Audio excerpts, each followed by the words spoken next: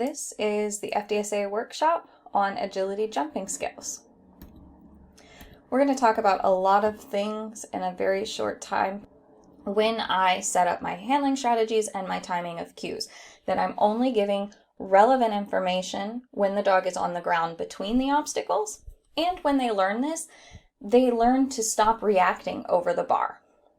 So when my dog Smack was super young, I didn't really understand this, and so I was constantly giving him relevant information over the bar, and he was reacting to it because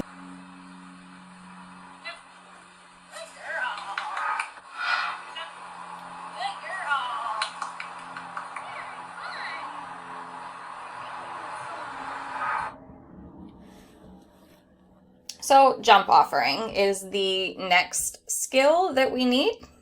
And like I mentioned before, in jump offering, the handler learns to see commitment.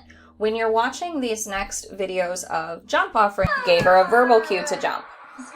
So she could have chose to bite the toy, but I needed her to take the jump.